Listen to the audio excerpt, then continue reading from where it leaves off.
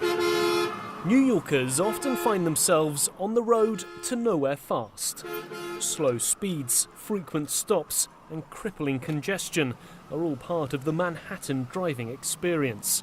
But a new congestion charge aims to bring all of that to a stop.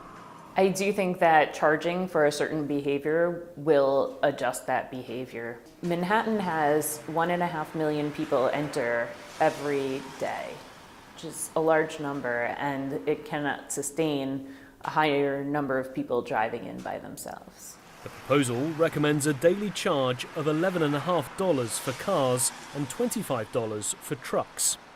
Which seems to make sense when you consider that a trip in a taxi through Manhattan's Midtown averages less than 8 kilometers an hour, meaning that some people can walk almost as fast as they can drive. Forcing more people to take public transport, though, only makes sense if the trains can take the strain. Subway critics say New York's aging infrastructure isn't currently up to the job. Maintenance has fallen off. Repairing switches, repairing signals, maintaining the fleet of cars, and the nuts and bolts, so to speak, are getting a little bit too loose. Taxi takers and Uber users won't be exempt either, facing a surcharge of between $2 and $5 a ride. One transportation expert has even suggested imposing a $50 fee on all for-hire vehicles. I'm taking an Uber or a taxi at least 3 to 4 times a day.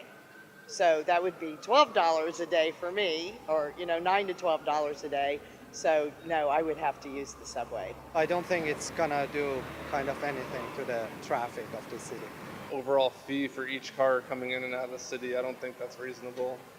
I don't think that would work. Singapore, London and Stockholm have all introduced congestion pricing.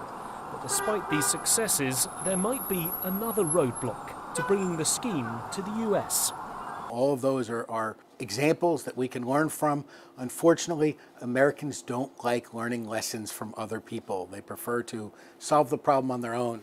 With Manhattan seemingly on the highway to hell, city planners have now come to a fork in the road. They need to decide if they want congestion charging or just congestion. Nick Harper, Channel News Asia, New York.